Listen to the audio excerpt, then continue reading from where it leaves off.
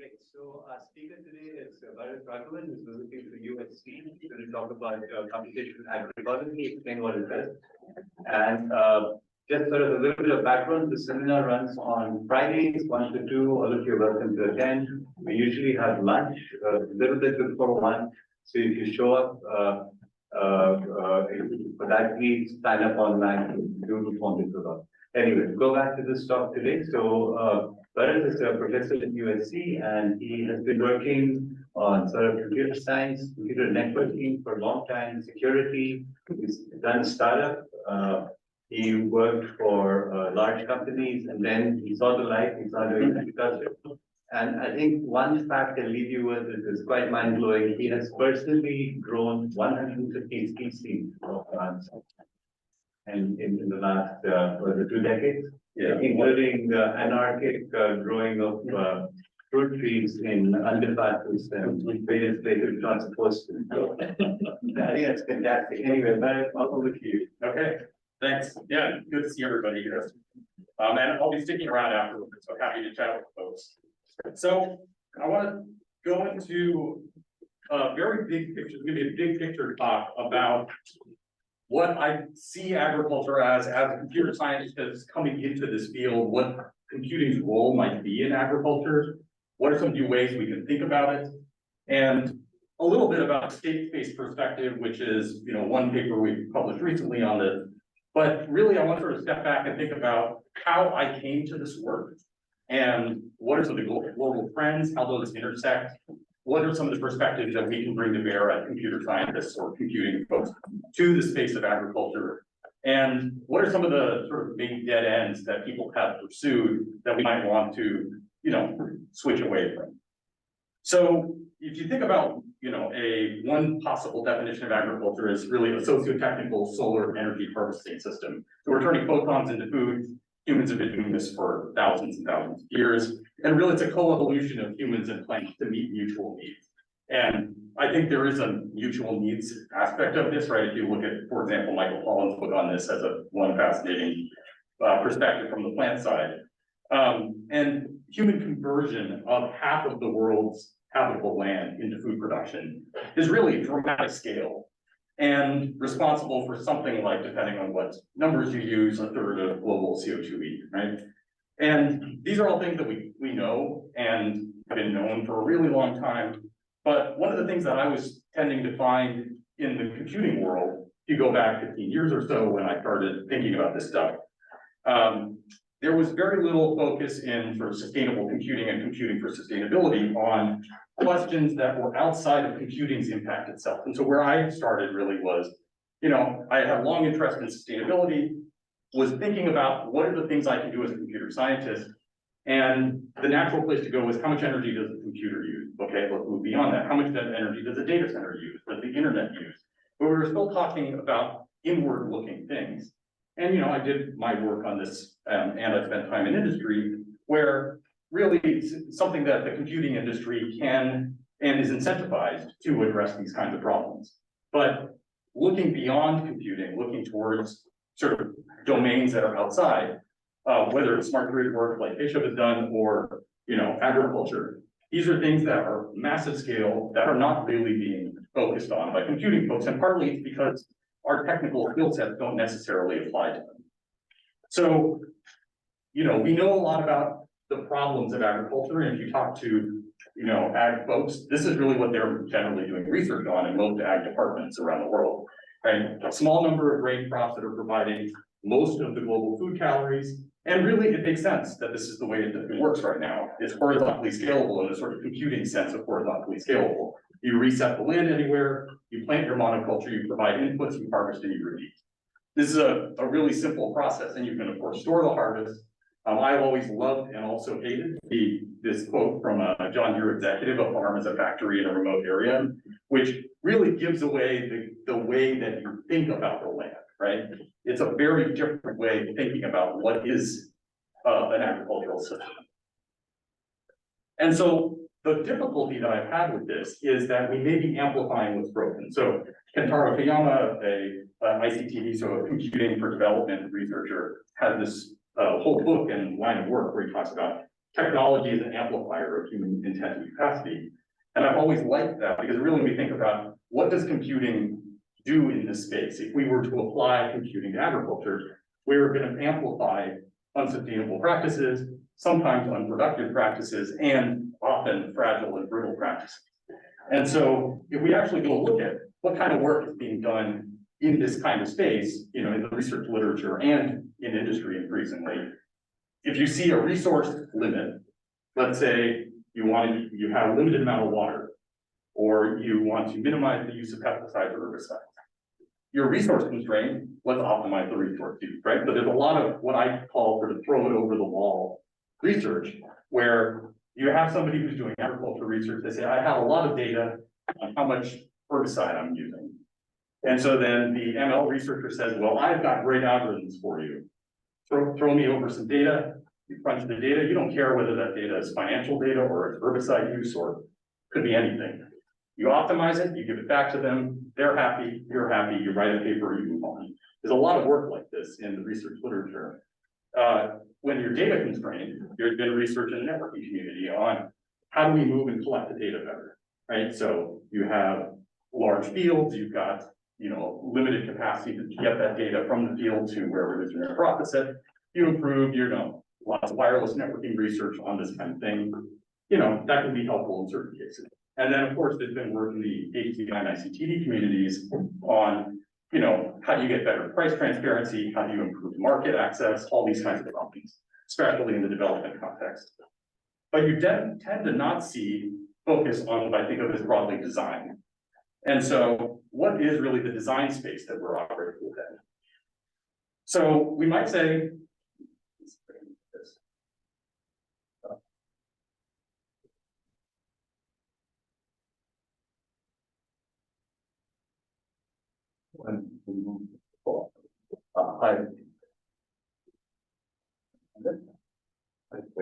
there we go. Okay. So we might think of this as a simple design space. So an agroecosystem is an agricultural ecosystem, and you can have simple agroecosystems and complex agroecosystems. And we can have low intensity and high intensity. And by intensity, let's as it uses a proxy amount of human labor. So human labor, you know, all manual labor on one end of the spectrum, and you've got mechanized farms on the other end of the spectrum. Now, in this space, what we would call conventional industrial agriculture fits into this quadrant. So we're talking about simple agroecosystems that are high intensity. So a lot of mostly mechanized management and very simple agroecosystems. So a monoculture, for example, right? So we're looking at something like this, right? This is what half the world's land use is basically going towards. Now, what I find most interesting, if you go and just search for a cornfield or a wheat field or you name it, whatever monoculture crop, you will often find a picture like this, but you will very rarely see anybody focusing on that top, whatever, few hundred pixels, right? What's in the background? There's some random forest, there's some buffer strip that's between this land and the neighboring farm. There's a lot that's very interesting going on in that buffer strip. There's probably very little management being done by the farmer themselves, but that probably forest strip is capturing more photons from the sun every year than that cornfield is. It's going to be growing for a longer season. It's going to be retaining the soil better. It's going to require no direct inputs. So there's actually quite a lot that we can learn from that, right? And this is nothing new, but it's often not the focus of this kind of work. So we've got this conventional farm that's down here in this corner. And if there's physicists in the room, you have to close your ears for this metaphor. But right, so there's been this sort of physics metaphor about gravity wells, right? And it's sort of a simple explanation about gravitational forces.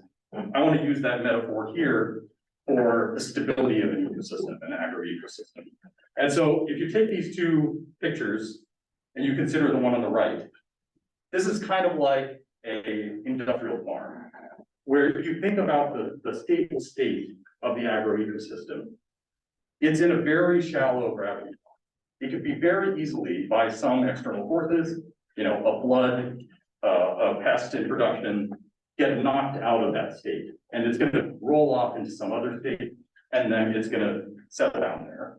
Whereas that natural forest buffer strip that's at the edge of the farm, it's probably going to stay stable for quite a long time with very little management. It doesn't need constant human intervention to stay where it is. And so that field that I showed, if that field, the farmer decides, farmer goes bankrupt next year because they couldn't get the price they need, that field's dead, right? That corn is not coming back. Whereas that forest buffer strip in the background, that's going to be there probably for a decade, maybe, many decades, centuries. So we've got these two very different stabilities, and it's really through human action that it stays in one state or the other. And so what I'd like to focus on, and what sort of this line of thinking and work is about, is this other part of the design space that's had less attention. So where we're talking low intensity or high intensity, but we're looking at more complex agroecosystems. So I want to pause there for a second, and we'll come back to the line of thought to explain why did I start thinking about this and sort of where, my little bit of background in agriculture come from. So this is sort of how I would not recommend to work farm. Agriculture is very broad. Most people are ultra specialized.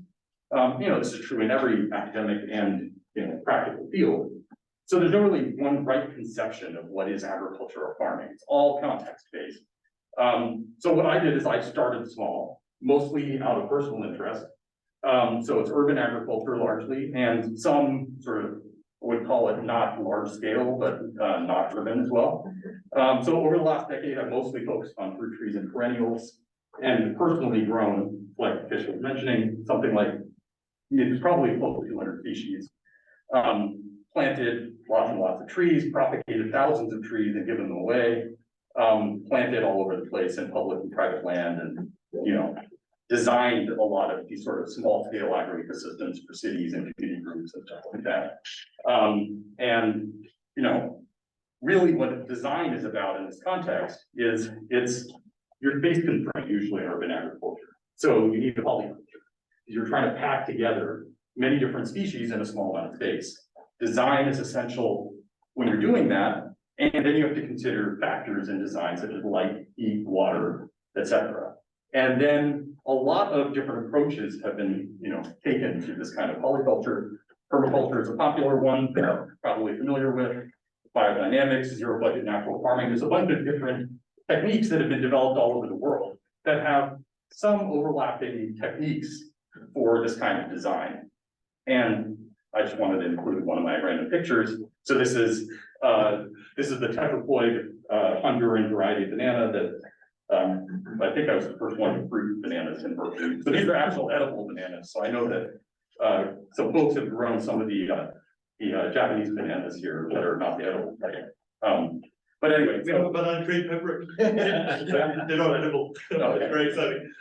Yeah, so I like Fish was mentioning, this was gorilla planted in the parking lot of a convenience store in Berkeley, and I planted all over, in various places in California.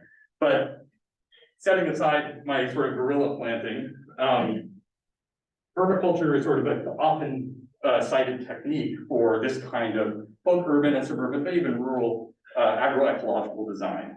Developed in the 1970s in Australia. Frequently, when I would be standing out there on this street corner planting something, people would come up to me and say, "Oh, are you doing permaculture?" Because it's sort of in the air. People were talking about it. And I would say, "No, I'm not really doing permaculture. I don't really know, quote, how to do permaculture.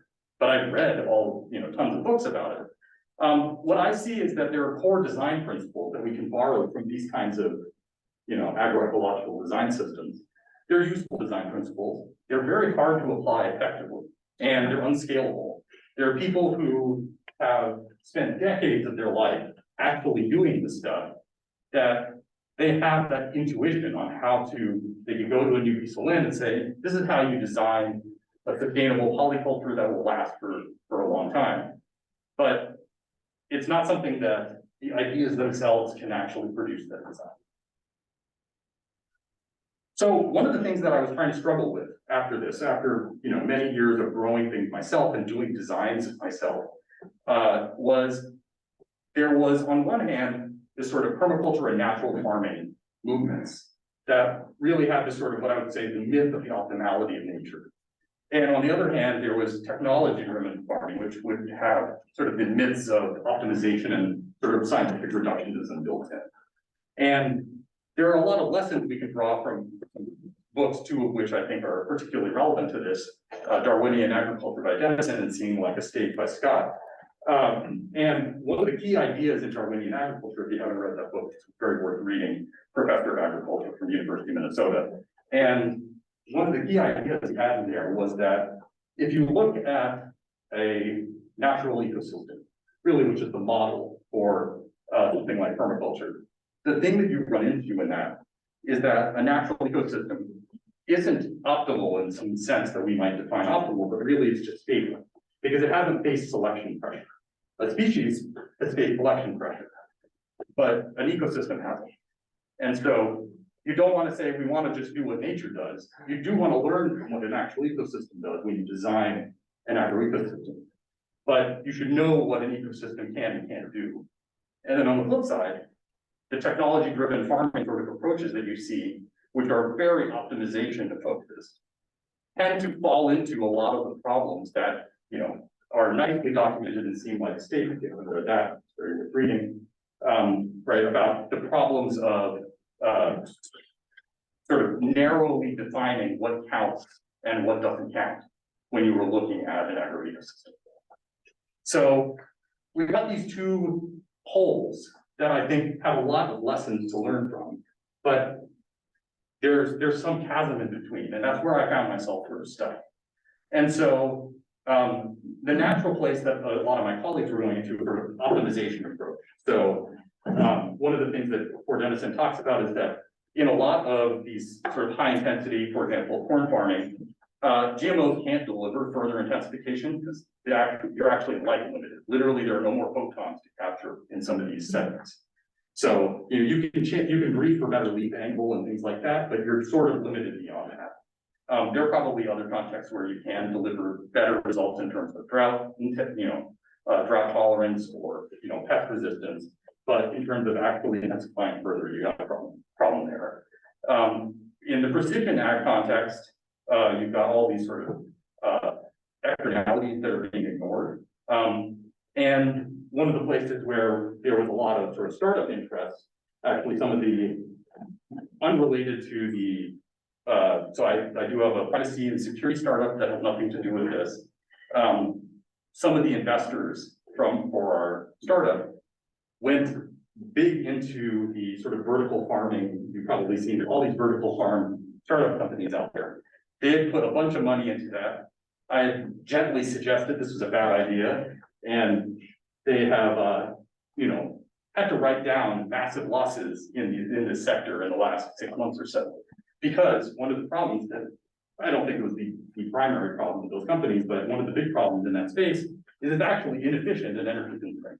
It's really hard to do anything other than grow lettuce in a vertical indoor setting right now. You can produce biomass of those kinds of things. You cannot produce calorie crops.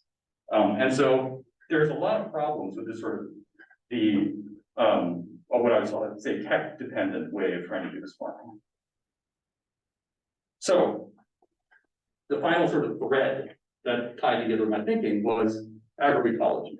So it's a very broad academic field. This is a blessing and a curse. I spent a lot of time with some agroecologists at Berkeley to try to understand how they were approaching this. And a lot of them had started from the scientific side, really from, sort of say, entomology or some other field of ecology, went into agroecology, and then eventually basically became activists or practitioners.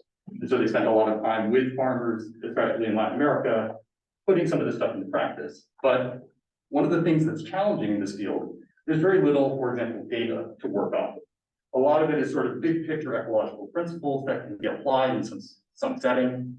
The data is a little bit sparse. People are working on it, but it's such a broad and difficult field to work in that, I wanted to learn more, but I started running into problems. So that's sort of the end of my interlude, just about how I got to this and looking at this stuff in maybe a slightly different way.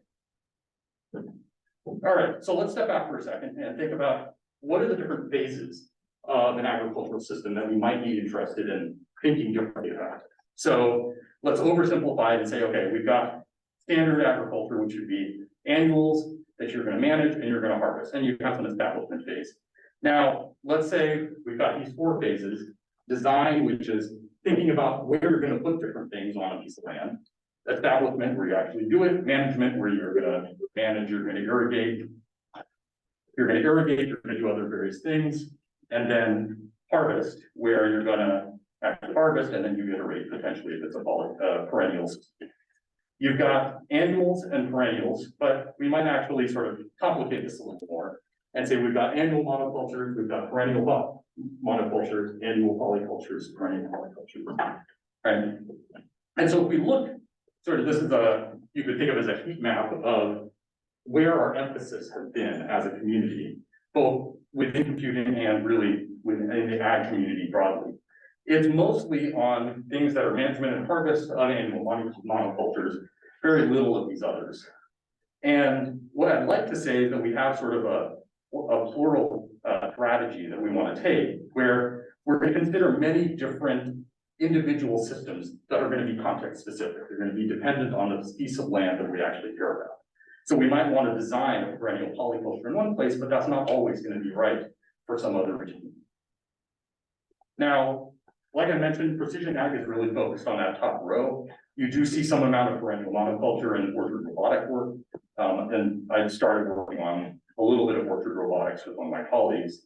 But really, I want to focus on this sort of green region of this sort of conceptual space.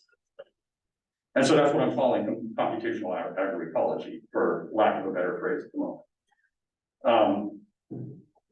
Really coming back to this question of scalability is really a question of scale.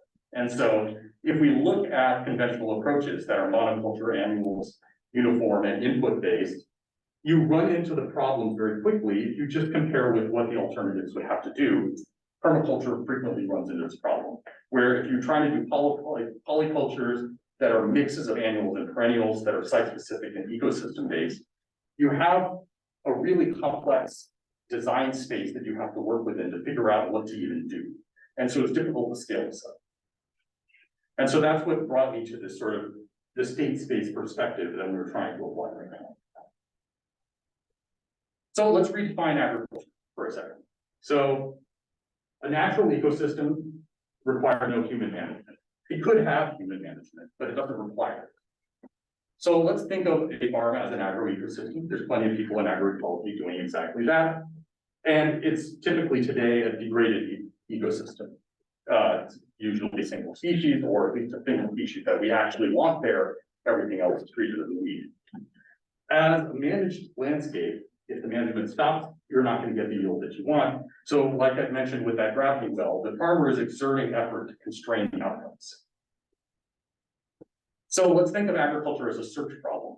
And so an agroecosystem can be represented as a state space, and we'll talk about what that state space might contain. Then agriculture is a state-based search problem. You're searching for a feasible, sustainable, and profitable path through that state space. And unlike a zero-sum game, you're not looking to get to some win state. You're really just trying to stay within some set of paths over and over and over again. Now, state spaces are widely used across computing. This is nothing new here, right? Automata theory goes back a long, long time. Game tree search is frequently used in AI. Model checking uses state spaces in programming languages and software engineering. Header space analysis and networking. This is just sort of a widely used concept that it's hard to even say who it belongs to conceptually within the sort of CS subdisciplines. Right, and the most common one that you sort of normally would see is something like you've got a game of chess and you have a game tree of what are the possible moves that somebody might make, and then what are the sort of outcomes that might be, right? So you could think of each board as being a state, and a state space is all the possible configurations of the game. And then you're making moves between those, right? So each transition from a state to another state is caused in the case of the game of chess by a human action, right? But it doesn't have to be a human action. We want to think about state space in an agricultural setting. And so let's take the insight from the agroecology and permaculture world, which is that there's the saying, everything gardens, meaning it's not just people that are gardening. The cows are gardening, the chickens are gardening, nature is gardening. So they're all performing actions on that land. So we're going to think about the actions in this state space as human actions and natural actions on that piece of land. And we want to avoid, and one of the benefits here, we're really avoiding the permaculture avoidance of quantification and modeling that I frequently ran into when I would talk to folks. Say, oh, no, we don't want to actually measure what's going on because that would sort of sully the perfection of nature to measure it, which is a little bit problematic. And then on the other side, precision ag, there's the value of analysis and refinement here, but we're going to avoid the avoidance of that community of sort of the design and ecosystem modeling elements that are important. So the goal really with this is that we want to try to unify perspectives from these disparate systems within a single framework.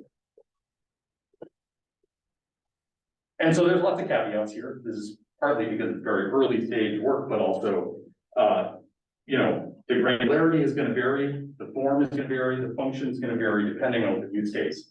Whether we're growing an orchard of fruits, or whether we're growing corn, corn, bean, squash, whatever it might be, the use case is going to affect what kind of state space we're thinking about.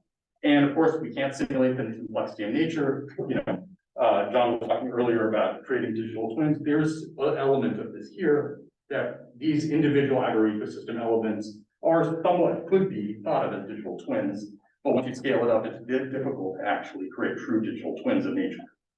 And one of the things I've been avoiding in this is to avoid prematurely applying math and optimization, given the number of unknown unknowns we've got. Now, how might we represent the state space? So a state here is a single configuration of an agroecosystem. State space is a set of all possible states. And then a state transition here is just a single arc from one state to another. And the transition function maps, some input state to output state. These are sort of the standard things that you would have in any sort of state space in any computer science context. The key is that we want the transitions to be biophysically possible. So we don't want all of a sudden, we go from a state where we have nothing growing to a state where we have a 100-year-old tree. That's probably not biophysically possible. We don't want to include that as a possible state transition. And then if we build this as a software system, we can then account for the cost of different transitions and who performs those transitions. So then we can figure out how expensive is it for the farmer to follow a certain path, because then you can actually search and optimize for different paths through that state space. Now, the transition functions here can represent, as I mentioned, everything gardens. They can represent the weather and the climate. They can represent the biology, how the plants grow and transition from a small tree to a big tree. And management actions, they can be everything from irrigation to harvesting to pruning to anything else that the farmer might do. And these are the graph arcs that enable the traversal of the state space. Of course, it's difficult to represent these things, but if we have a rich enough representation, we can represent speculative technologies, ones that don't exist yet. And we can then do a semi-automated search of this space for transitions through hypothetical paths.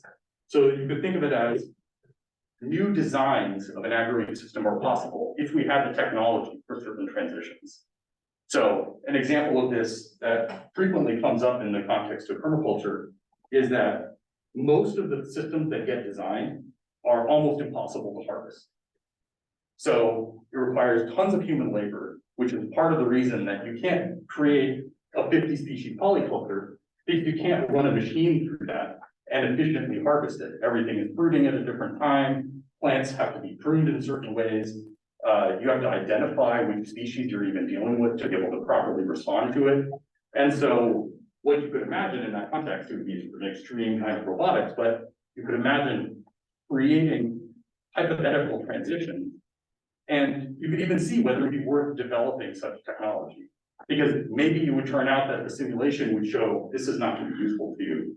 you don't need to even consider that technology.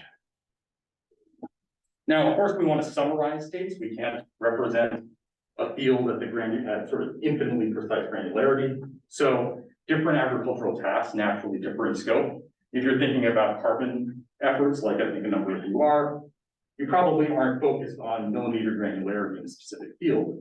You probably need to think at a much larger scale. So we can aggregate states via summarization and then aggregate the transitions within them. This too is something that's very commonly done in a lot of sort of computer science state space work. So we have a multi-scale state space, and this enables modularity. You can have searches through sort of a high granularity and another type of search through a fine grain version. And it's useful to think of any of these representations merely as a summary, because we're never going to actually represent the totality of an agro-ecosystem.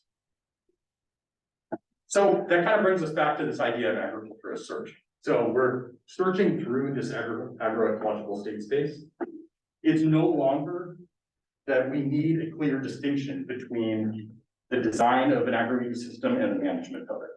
We're constantly designing and managing it as we search. And what we're trying to find is some feasible, sustainable, and profitable path. And again, we're not looking for a win state. Traditional agriculture can be now seen as having done this search over many generations, right? So there's a lot of interest, especially in development ag, on what were the traditional approaches done by indigenous populations in some region, often with some sort of polyculture system. There's a lot of value we can learn from that, but they were doing a search within a specific climate, within a specific set of technologies that may not exist anymore. The climate doesn't exist anymore for sure. The technologies probably have changed. So we have to do a new search. They were doing that search through many generations. Now we have to do it in a much shorter amount of time. Industrial ag has the same problem, but it's a very, very limited state space path that we were considering in industrial ag. So there's a lot of ways we can build this, a lot of different use cases that we've got, and we're considering, and some, with my colleagues we're looking at. So one of my colleagues is looking at applying this in crop rotation, cover cropping in the Midwest in the US. I've been looking at hourly and daily plant scale for sort of full agroecosystem design for polycultures. One of my other colleagues is applying this in the context of plant breeding, where he's looking at doing crop wild relative breeding projects. And then you've got the sort of multi-scale version where we try to develop agents that can operate at these different scales. So eventually, it all ends up boiling down to the standard AI model, which is when you build it, you have some agent that's making decisions based on black box access to a simulator, and you have some simulator that represents some ground truth about the behavior of an agro-ecosystem design.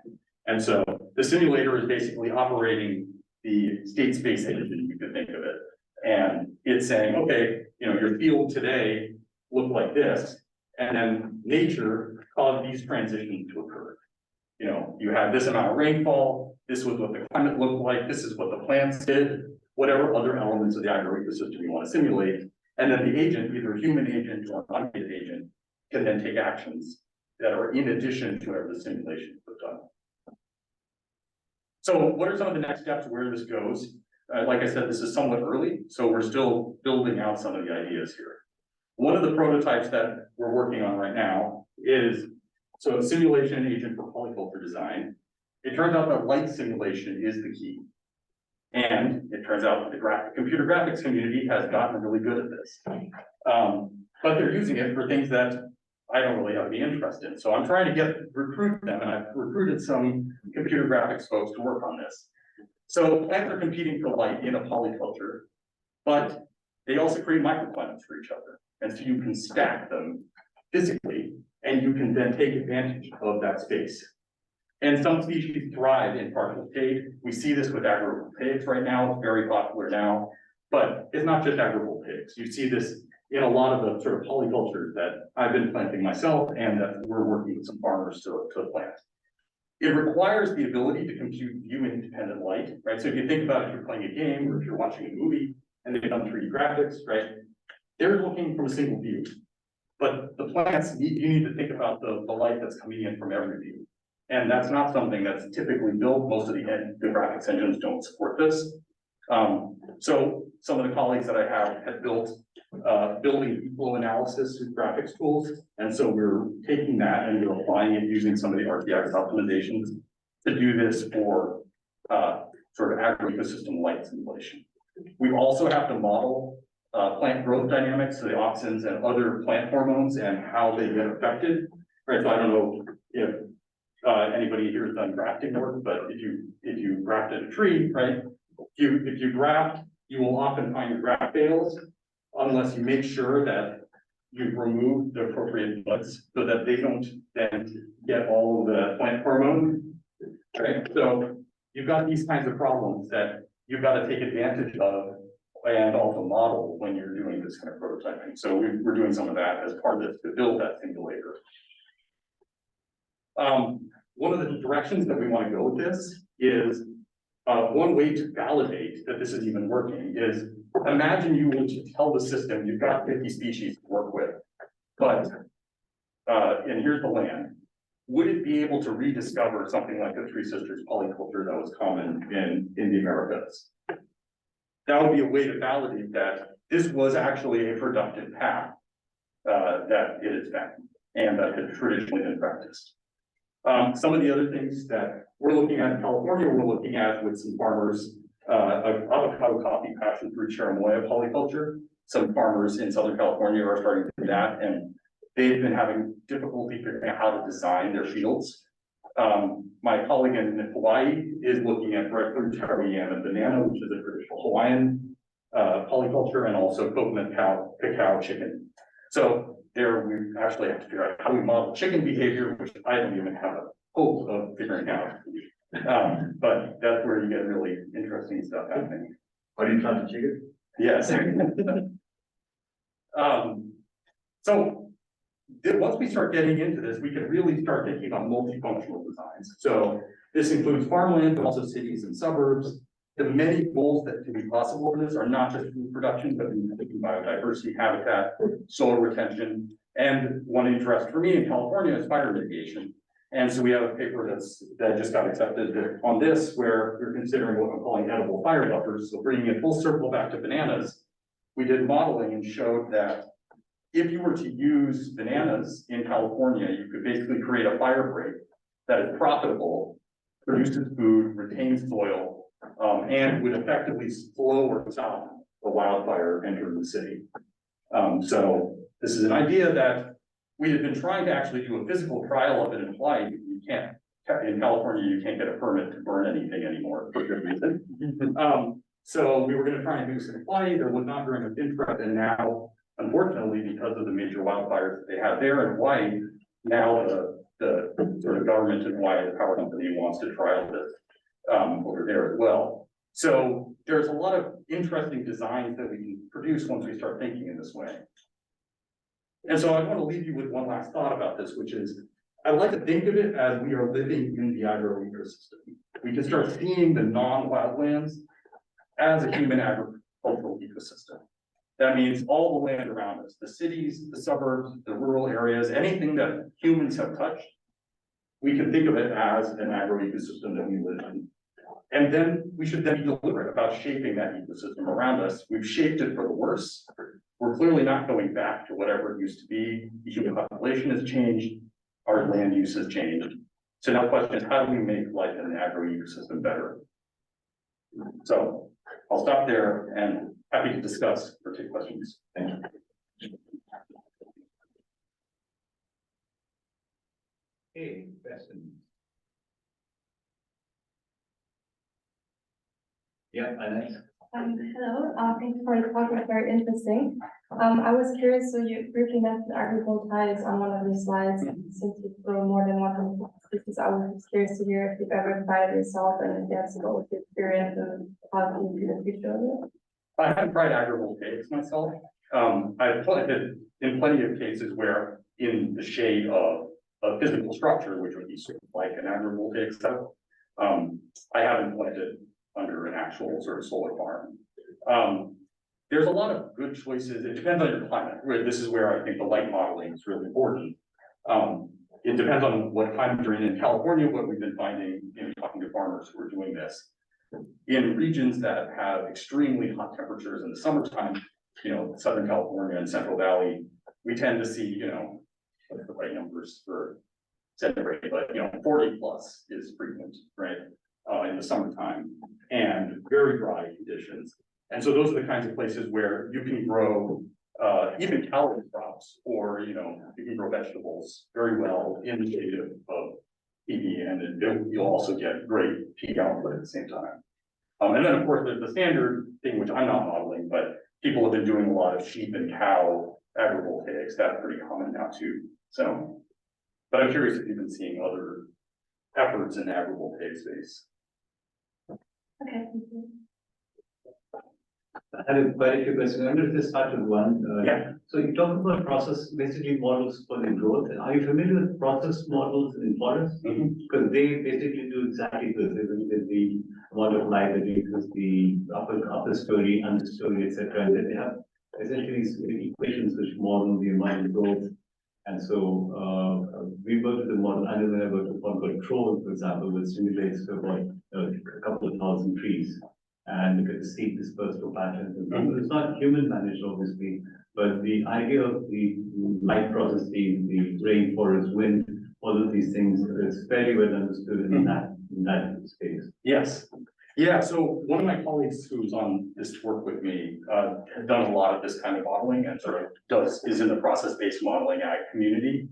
And what I think she's conveyed to me, I mean, I'm not a process-based modeler, but what I've learned from her is that the challenge that you run into in some of that work is that you have to ground truth it ultimately, right? So you have the sort of two extremes that you tend to find in prop modeling. You've got the sort of DSAT AgNIP end of the spectrum, which are the two big ag models that are really database ag models, where you feed in 50 years of how a corn farm grows in specific climates, and you have a bunch of tuning knobs, and it will tell you how well corn will grow in the Midwest and US, given certain inputs and certain weather conditions.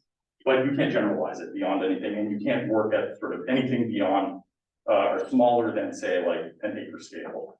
And then you've got process-based models, which are more biophysically tuned or ecologically tuned, but you have to parameterize them based on a specific ecosystem or a specific region. So some of the ones that she had been working on, there were only like 50 or 100 input parameters that had to be set to work in any specific setting. And usually you only had a couple of species that you could work with in that specific process-based model. So there's this gap again between the extremely rich but sort of biophysically based models, and then the database models that are mostly agnostic to the biology. And there's this gap in the middle that hopefully there's room to operate in. But I'd love to see some of these models if you think there's opportunity to use them, especially when you want to use them outside of the environment that they were developed in. Right. Because here you want to be able to speculate about polycultures that haven't been grown before. Yeah.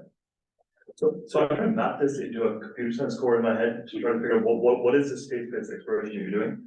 So is one way to think about this, it's a bit like a stateless model checker where you're executing a program and you're trying to see what's going on, and then you're doing something like dynamic partial order reduction or something to keep track of equivalent interleaving. So two independent events that happen in the permaculture that just don't affect each other. And then you're trying to essentially fold in that state space to look for invariants that lead to win conditions for your definition of winning, right? So it is mapping yield. So it sounds basically like a really interesting model checking problem. I think there is one. I think the difficulty, and maybe there's been some work in this, is you have to deal with a huge amount of noise. Yeah. And you need to, I guess they're probabilistic model checkers, but this is going to go much beyond the kind of randomness that you normally would consider in a model checking system. Because I guess they have uniform distributions, and here you're looking for actual keeping track of distribution curves through hundreds of millions of through the state space, and the scale is much larger than. Right. I mean, some programs do have large state spaces, but you can prune them effectively. Yeah. Whereas here in a natural ecosystem, if you're talking even 3 species, let alone 50 across the field, and you're doing, say, meter granularity, That's an enormous state-based search. It is. And so you have, and so there, I think the easy way to think about it is that we have to be accepting of a much larger range of how possible paths and output conditions, right? Whereas in a program, you can be a lot more particular about what's acceptable and not acceptable. Yeah. Although the essential property you're trying to find is independence, right? So are two events independent of each other from a state space perspective? For parallelization. Yeah, and also just for collapsing multiple states in, so you can manage the state space in. It's absolutely fascinating, delta over normal focusing. Yeah. Any other, How do you arrive at kind of the proper level of abstraction? Because it seems like you would have agents that act like maybe even on the individual level, like you said, pruning a particular tree species or these kind of complex photovoltaic interactions. How do you decide where the agent works and where you're modeling in terms of the system in order to get kind of the a tractable problem, but also a solution that is going to properly actually model the interactions? Yeah, so the way I like to think of it is that any state space that you're operating on is just a summary. So even if you think you have modeled everything accurately, it's still just a summary. There's always more detail that you could include. And so, at least in the sort of early stage work, it's that we start at the absolute coarsest granularity possible that is relevant, that a human can operate on it. Mm-hmm. So if you want to think about, for example, somebody needs to do pruning work and a lot of agroforestry systems are pruning based, right? So you want to go through and you want to prune and you want to take your cover crop species or your cover, really not cover crops, right? But your nitrogen fixing trees and you want to prune them, so then you're going to feed the sort of crop species with those. That's a human action. It's tractable and we understand what the process is today. So then we can start by modeling that at that level, at that coarse granularity, which is going to be sort of at the individual tree level, but spatially that's very coarse, and temporally it's also very, you might only be doing that every 6 weeks or something like that. And so we can start with that state space and the path through that state space, which a human can describe. And then that can allow us to sort of simulate something that's in parallel, build an agent that would figure that out, that that's the right path to take, right? So the way I like to think of it is we have so little ground truth in this context that we want to grab any ground truth that we have, productive systems that actually work in practice. So we would start with a very coarse human brain, and then we go finer grain from there. So we think of that as a summary, and then we can build sort of the more fine grained version later. And the idea is that you could model multiple levels of granularity, at once, like you get to integrate that. Like some things you have the ground truth at a very close level, but for some things you might be able to model them at a very fine grained level. Exactly, yeah. So there are some, unfortunately, but the place where we get the most fine grained data are going to be vertical farms, right? Where they do care about extremely centimeter or even sometimes smaller accuracy about every plant that's growing in like a vertical farm setup. There, you can maybe learn something about plant growth in that context and then you can use that data. And then, large scale agroforestry systems is very coarse. So we're gonna have to sort of piecemeal this together. I don't think there's gonna be any one place we start.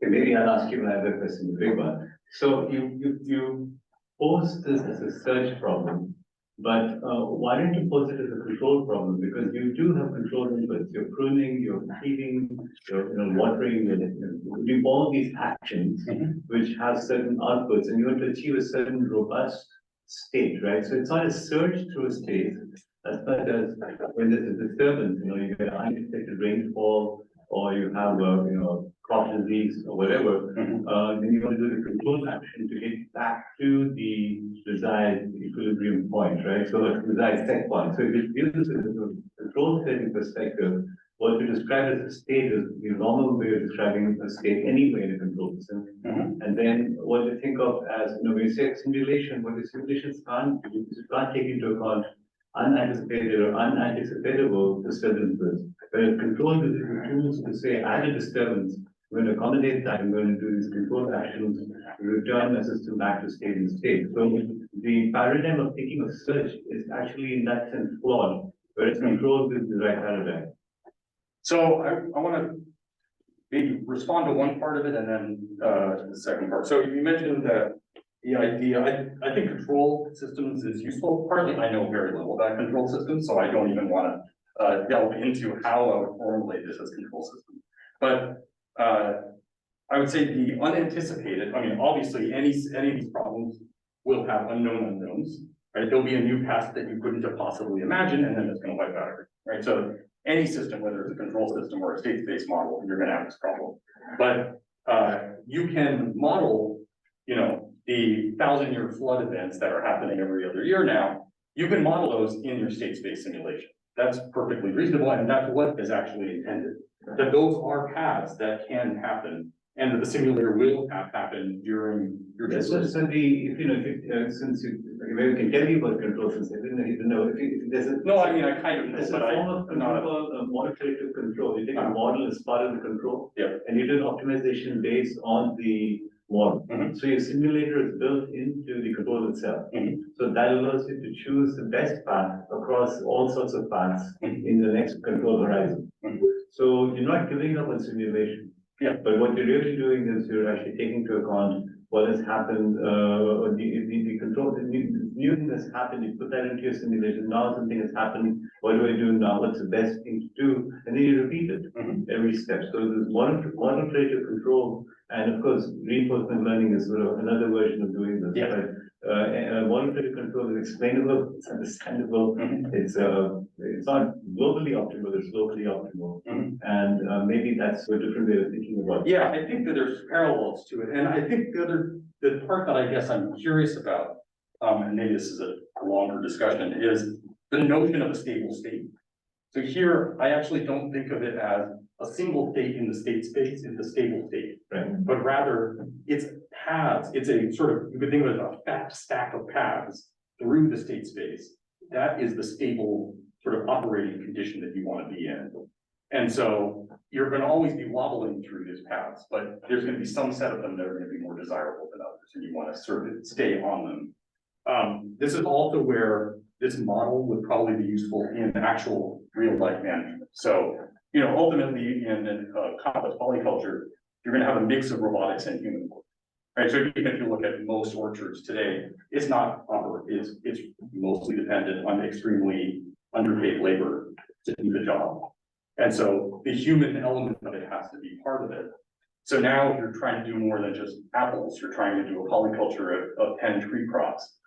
You want the robotics piece to help the human piece of this sort of agri-system to function. And so they're, you know, it's not just the control system is going to figure out how do you get back to this thing, but it's how does it provide hints to the human, how does the human provide hints to the system, and back and forth. Maybe that's modelable, but Yeah, it is. it gets difficult once you have people in the work. Okay, we should, that is Yeah. a longer discussion. Just one of the things I can't quite gel with MPC is that it's usually for real-time systems, so you want to do the corrective action in seconds or 4 minutes. But here you also have days or weeks to take corrective actions, and you could use that time to do loads of model checking, state space exploration, and do a super accurate prediction. So there might be something in between both of them. That's appropriate. I'm not sure you can pass that model into a linear predictive problem as MPC can answer. Maybe work with that. No, MPC, that's, I think it's not linear, it can be completely non-linear, it's just to do a search to find the optimal trajectory, and then takes the first step in the trajectory, and then does it again. Yeah, but calculating that first step, I thought there's some tricks to turn into a linear programming problem, so you can do it quickly. No, you don't. Okay. Give me an extreme example. I examined a PhD in Helsinki where somebody moved the data center from physics and computing onto the roof of the university building, put it in a cosmetics tent, and then they grow chilies and tomatoes. I remember this project. Right, make up under that, yeah. Because they completely inverted what you think about, and that won't come out of any kind of gradient descent search. Yeah. But it's very cool. You know, they're changing carbon footprint from their data set. But they weren't importing things all year round. But the coolest bit, there's a paper out of this where they show you what latitude, that as long as you keep the temperature above freezing, what plants will grow with only 1 hour daylight, 2 hours daylight, 4 hours daylight, as long as you don't get them freeze, and then how much slower they grow because there's so much less light. So it's exactly one of these light problems. Yeah. But as long as you don't freeze, the other thing is you have to have the right slope. So that when you get very heavy snow, it's like Canada, it melts the slides off before it collapses the roof. So that's, you know, it's a really, and Facebook based a northerly data center design for Nico's work, which is really funny, because they don't grow chilies up. I was just case of examiner, that's I don't know. Anyway, on that wonderful note, let's end. Thank you so much, Barath. Yeah, thank you.